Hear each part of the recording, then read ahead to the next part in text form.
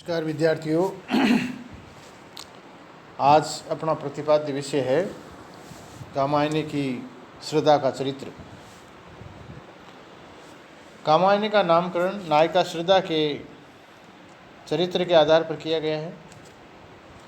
महाकाव्य की प्रमुख घटनाएं और कार्यकलाप श्रद्धा के व्यक्तित्व से प्रभावित है। वास्तव में वह संपूर्ण काव्य के मूल में है। फल और उद्देश्य की दृष्टि से भी जिस आनंदवाद को अंत तक मनु पहुँचते हैं, वह भी श्रद्धा के सत्य प्रयासों का ही परिणाम है। प्रसाद जी के मन में विशिष्ट नारी पात्रों के प्रति विशेष अनुराग और आकर्षण रहा है। इसीलिए श्रद्धा का चरित्र निर्माण में उन्होंने भारतीय नारी का आदर्श प्रस्तुत किया है, जिसमें स्नेह, ममता, करुणा, विश्वास की धारा प्रभावित है। श्रद्धा अलौकिक सौंदर्य की प्रतिमा है।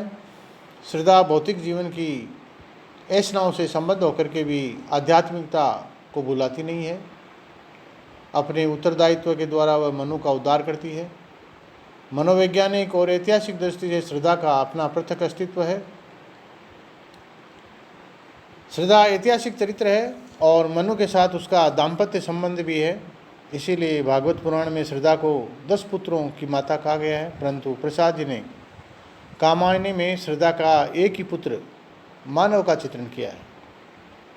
कवि ने मनु और श्रद्धा के परस्पर दाम्पत्य जीवन का आकर्षण और वियोग का जो चित्रण उपस्थित किया है, उसमें कल्पना का सहारा लिया है। श्रद्धा सात्विक व्रति और हृदय का प्रतीक है। क्रमवार बिंदु वाइज हम श्रद्धा के चरित्र पर विचार विमर्श करेंगे। पहला बिंदु है रूप एवं सौंदर्य की प्रतिमा।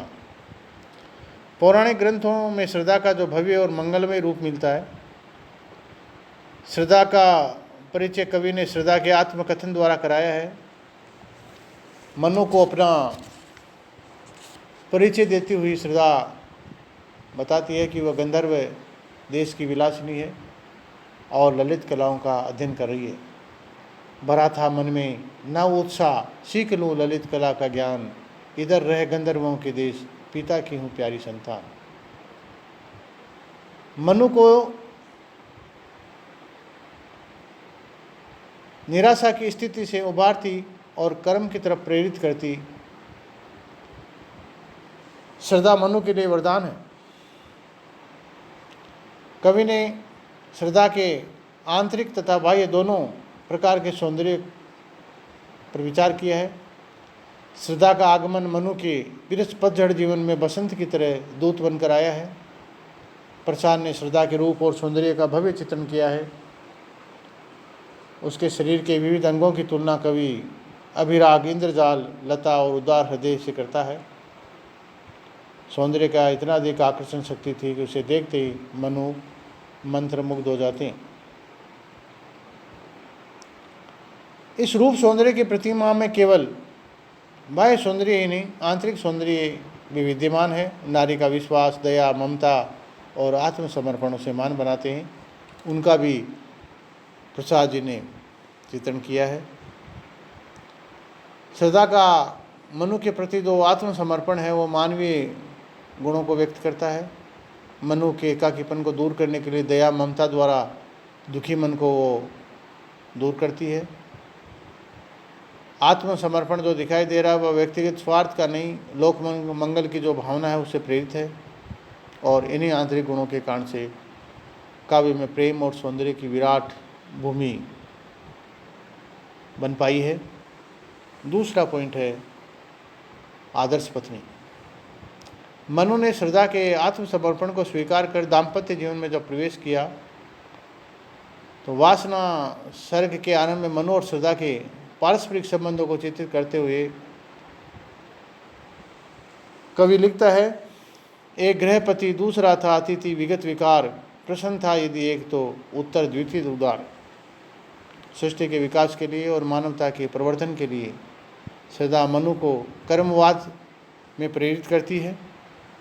वह सृष्टि और जीवन का रहस्य समझाती हुई मनु को बताती है कि केवल तप ही जीवन नहीं है, भोग और आनंद भी जीवन का संदेश है। आत्मसमर्पित श्रद्धा मनु के अधीन हो जाती है, किंतु वह एक आदर्श पत्नी की भांति मनु का हिंसात्मक प्रवृत्तियों को रोकने का प्रयत्न भी करती है। वह मनु के उच्च आदर्श की ओर अग्रसर करती है। मनु सुख को आत्म केंद्रित करना चाहते हैं, इसीलिए वे अपनी ईर्ष्या के कारण से गर्भवती श्रद्धा को छोड़कर चले जाते हैं। मनु की निष्ठुरता और श्रद्धा के मन में जो भाव उत्पन्न हुआ है, फिर भी मनु के प्रति उसके मन में क्रोध उत्पन्न नहीं होता। वह सामान्य गृहिणी की भांति प्रवासी पति का उलाहना भी नहीं देती उनको। वह प्रेम में प्रतिपादन की भी भावना नहीं मानती। प्रतिमान में ही विजय है ऐसा मान करके वो चलती है। वास्तव में श्रद्धा का जो प्रसाद जी ने चित्रण किया है गृहस्थ जीवन का, वो मनु को स्वप्न में देखती है। वास्तव में उसका स्वप्न देखना मनोवैज्ञानिक सत्य है, जो सिद्ध करता है कि श्रद्धा के अचेतन मन में भी मनु की स्मृतियाँ दबी हुई है। श्रद्धा के गृहस्थ जीवन और आदर्श पत्नी भाव का उदय होने का ये सबसे अच्छा उदाहरण है। परित्यक्तता श्रद्धा घायल मनु की सेवा करते उसे सांत्वना देती है और स्थल पर श्रद्धा का चरित्र और उज्जवल पक्ष उजागर होता है। तीसरा पॉइंट है करुणा की प्रतिमूर्ति। श्रद्धा का व्यक्तित्व बहुमुखी है। उसके व्यक्तित्व में करुणा का प्रसार है। उसके जीवन का उद्देश्य अहिंसा और शांति है। विषाद में लीन मनु को वह जीवन का संदेश देती है। वह संसार की काम मंगल से मंडित है। मनु तो कर्म करने की प्रेरणा देकर के वह समरसता के सिद्धांत का प्रतिपादन करती है। श्रद्धा की करुणा और कल्याण की भावना केवल परिवार तक ही सीमित नहीं है, वह संपूर्ण विश्व के लिए है। श्रद्धा की करुणा का पात्र निरीह पशु भी है। पशुओं के प्रति उसके मन में जो करुणा है, मनु की मृगया और पशु बलि का वह विरोध करती है। ये इस बात का सबूत है कि श्रद्धा के मन में पशुओं के प्रति भी प्रेम है। चौथा पॉइंट है प्रकृति प्रेमी। श्रद्धा प्रकृति की विविध उपादानों को नैसर्गिक प्रेम करती है। मनु का परिचय पूछने पर वह कहती है कि मुक्त व्योम के नीचे स्वच्छंद घूमने और प्रकृति का ज्ञान प्राप्त करने के लिए वह गंधार देश आई थी।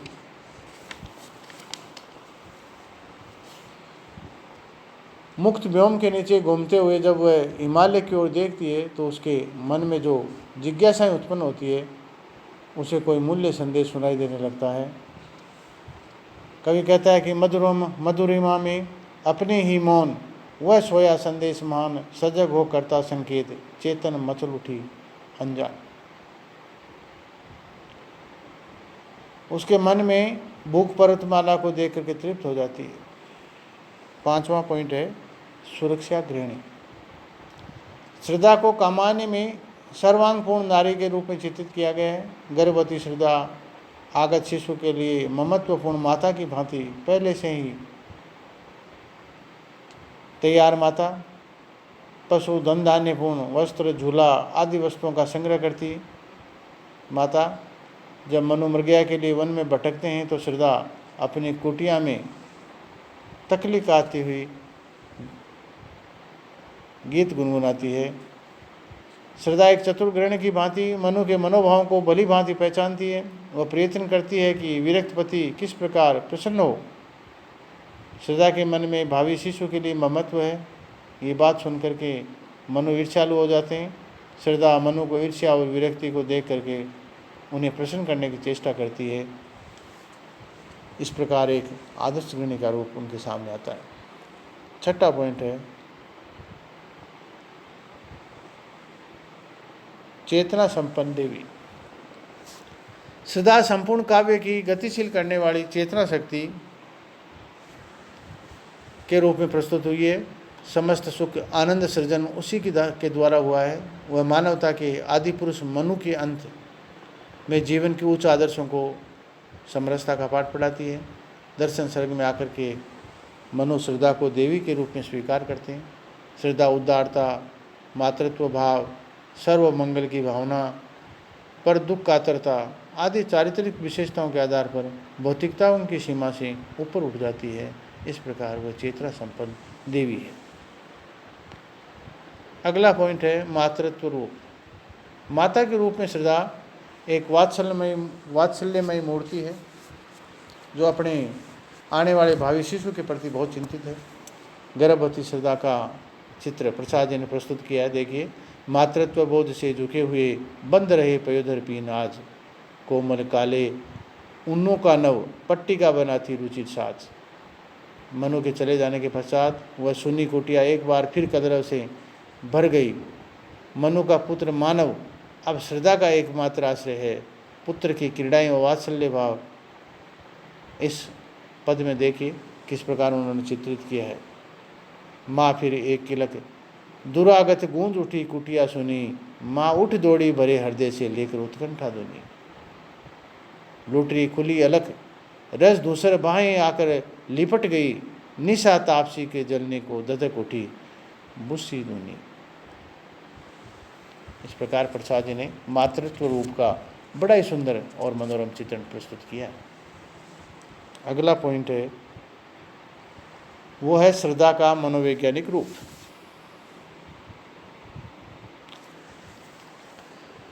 सांकेतिक रूप में यदि देखा जाए तो श्रद्धा सात्विक वृत्ति के रूप में दिखाई देती है। श्रद्धा पराभक्ति और रितंबरा प्रज्ञा के प्रतीक के रूप में भी स्वीकार की गई है। वह व्यक्ति अहम को विश्व अहम का दर्शन कराने में समर्थ है। वह जड़ चेतना को समस्या के सुलझाने का साधन है। काम में इसीलिए मनुष्य उसने कहा था जड़ चेतना में गांठ, वही सुलझन में मूल सुधारों की, वह शीतलता है शांतिमय जीवन की उष्ण विचारों की। श्रद्धा काम के अभिन्न रूप से जुड़ी हुई है। इसी कारण वह धर्म की श्रद्धा से थोड़ी भिन्नता है। वास्तव में कामायनी की श्रद्धा प्रेम का प्रसार करने के लिए सृष्टि में अवतरित हुई है। ये लीला जिसकी विकास चली वह मूल शक्ति भी प्रेम कला, उसका संदेश सुनाने को संस्कृति में आई वह अमला। इस रागात्मक वृत्ति की प्रधानता के कारण वह मनु को अपने साथ मिलाकर जीवन कर्म में प्रवृत्त करती है, किंतु मन जन बुद्धि के प्रति आकर्षित होकर हृदय के साथ छोड़ देता है तो उसका जीवन निरर्थक हो जाता है। किंतु उसके जीवन में पुनः एक बार आशा का उदय उस समय होता है जब उसे हृदय का संबल मिलता है। भौतिकता का प्रतीक सारस्वत प्रदेश में मनु को वह पुनः आनंद लोक में पहुंचाने का प्रयत्न करती है। मनु कैलाश पर त्रिपुर के दर्शन करते हैं और मन की चेतना में 3 वृत्तियाँ दिखाई देती है, भाववृत्ति, क्रमवृत्ति और ज्ञानवृत्ति। मन जब तक अशांत रहता है तब तक इन तीनों वृत्तियों का वैषम्य बना रहता है। इन तीनों वृत्तियों के समन्वय बुद्धि की अपेक्षा हृदय से ही संभव है। इसीलिए हृदय द्वारा ही इसकी पृथकता समाप्त हो सकती है और मन समरसता की अवस्था को प्राप्त कर सकता है। स्वप्न स्वात जागरण भस्म हो, इच्छा किया ज्ञान मिल गया, दिव्य अनाथ पर निनाद में श्रद्धायुत मनु बस तन्मय थे। इस प्रकार श्रद्धा का जो चरित्र प्रसाद जी ने कामायनी में चित्रित किया है उस पर विचार करने के उपरांत ये बात समझ में आती है कि श्रद्धा के जो ये भाव हैं, जो मनु को एक अच्छा मनुष्य बनाने के लिए जो भाव एक औरत में होने चाहिए, वो सब भावों के साथ श्रद्धा चित्रित की गई है। आचार्य रामचंद्र शुक्ल ने और श्री गजानन माधव मुक्तिबोध ने श्रद्धा के चरित्र में बुद्धि और कर्म का अभाव माना है, लेकिन इन आचार्यों के मत में श्रद्धा पलायनवादी है यदि विवेचन के आधार पर देखा जाए। लेकिन ये श्रद्धा के प्रति इस प्रकार के आक्षेप है वो सही नहीं है। श्रद्धा रागात्मक वृत्ति का प्रतीक होते हुए भी व्यवहारिक ज्ञान और बुद्धि संपन्न है और प्रयास करती है कि मनु को परेशानियों से निकाले। कर्मशील श्रद्धा ने संघर्षों में कभी पलायन नहीं किया।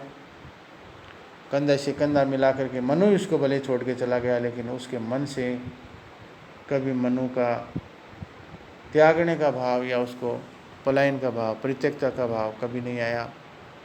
छोड़ जाने के बाद में भी मनु का इंतज़ार करती रहती है। कर्म का संदेश पहली बार आदि पुरुष मनु को उसी ने दिया था। प्रसाद ने श्रद्धा के चित्रण में भारतीय नारी का चित्रण करके प्रसाद जी ने श्रद्धा को भारतीय नारी के रूप में चित्रित करने का प्रयास किया है। धन्यवाद।